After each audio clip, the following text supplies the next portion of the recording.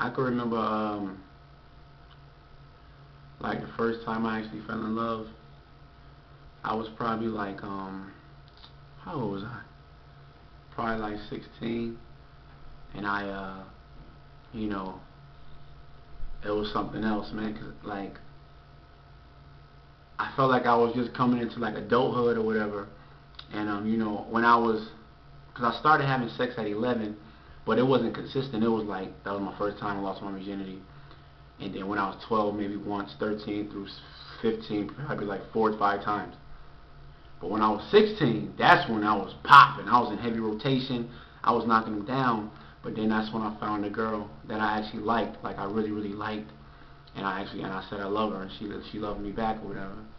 And I end up taking her virginity or whatever, and it was cool. You know what I mean? It was definitely cool. It lasted like a year, 2 years maybe. It was 2 years, and it was cool. You know, I loved her. What? Well, you know, we broke up. We broke up. She cheated on me. So the one I fell in love with for the first time, like to really understand what was going on, she was the first one to break my heart as well. You know what I'm saying? But it was cool. It was a hell of a learning experience. She's still a wonderful person, and I definitely enjoyed the whole ride. You know what I mean? It was great. Um, you know, at that point in my life, I was caught in the midst of like, do I want to be a drug dealer? Do I want to be like a football player? Do I just want to get girls? Like, what do I do? You know what I mean? Because I'm surrounded by a bunch of niggas that's like selling drugs and busting guns more so than I am around actually people who are academic, uh, successfully in the academics, or who's actually like doing things in a positive realm more so than you know, I was hanging with more so the goons. You feel me? Like that was my environment. But I was blessed enough to really realize that my talents were more so with athletics, and you know, just being with the in crowd. Like I always was very like, my personality is through the roof. I was very humorous. So I think I was probably one of those stereotypical jocks, or you know, one of those guys. I definitely had to be. Um, you know, but I just hung out with the goons, you know what I mean? Because that's like, those are my guys, you know what I'm saying? But at that point in my life, that's where I was. And with the whole relationship thing, I was wondering, well, do I supposed to play all the girls and so I could be more official, or do I supposed to be serious with them? And I never really thought about it, but like the girl that I was with first, as far as my for real love or whatever, I never thought about the pressures that was on her as well, because I was popping. Like in my city, I was popping. So it was like, I mean, especially because I was doing sports with her. That football shit, you know, I was just football, basketball, track. I just did everything. And then I hung out with a bunch of niggas that was popping. So naturally, it's gonna rub off on me. So I was popping, and like I didn't really think about it. But imagine how it was for her, always hearing my name in a girl's mouth, or always hearing her. You know what I mean? It's like, could she really trust me? You know what I'm saying? But that's neither here nor there. You know what I'm saying? I think there's a transition that we all go through in life. Like I think once you get to a point where now it's not about sex anymore. Like it's more so about like, what can you do for me, like spiritually, mentally, and then physically or whatever. I think that's when you become knowledgeable of actually what it is that you want out of life and out of your companion. I think it's so complex. It's such a unique topic, because you can some people aren't ready till they're like 35 and they realize what it is that they really want, and then others may be earlier. You know, it varies, man. But it's such a difficult topic. You know what I'm saying?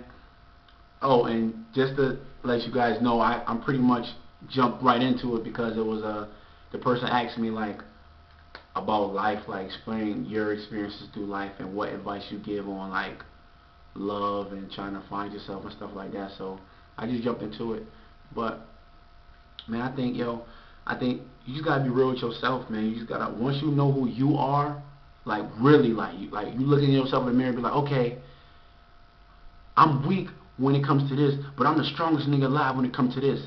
I may not be the biggest, whatever, but I sure know how to, like, you gotta be truthful to yourself in the mirror. You know what I mean? No one's around you, so look yourself dead in the eye and make it be known to yourself that you realize who you are. You know your faults, your strengths and things of that nature. Once you do that, man, I think it'll definitely be, easier to actually engage in a healthy relationship or whatever. But if you can't do that and you still in conflict with your own self, then you got a lot of growing up to do, man. Because you still trying to fulfill other people's expectations on you, and that's not cool. Like, that's not gonna get it. Because at the end of the day, we only got one judge. You feel me? So, and until you do the knowledge on that, then you really gonna be lost in the sauce. You feel me? I think women dig me because I'm 1,000 with them. Like, I think I had a girl tell me, man, look,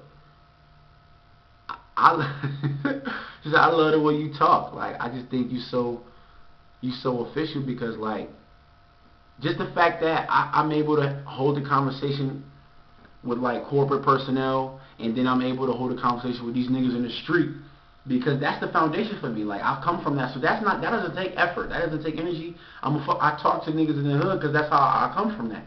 But when it comes to the corporate, I've grown to understand that world. Like, I had to be prepped on that. That comes from schooling and then talking to older niggas or people who are part of that world. That's where that comes from. But if you won't be receptive to that type of language if you don't really have people like that in your circle. And you gotta want them type of people in your circle to be able to do those things. A lot of people are stuck in a box, man. They so in a box they don't even get it, man. And they hinder themselves. Like, they hinder themselves and they don't get nothing accomplished in life, and they find themselves 25, 24, 26, 20, and above, living with their fucking mother. That's crazy, bruh. There's no way. You're so unprepared. You're so out of the loop right now. You don't even get it. Like, there's a big world out there. You don't even fucking know. You still in your mother shit. So now you don't even realize that, like, unless you're paying bills, there's a financial arrangement in your mom's house or parent house, whatever grandmother it may be, then that's different. But if you did by choice because you're afraid of responsibility and you're afraid to grow the fuck up, then you're in trouble, man. You're really in trouble, man. You know what I'm saying? But I don't want to keep going on this shit.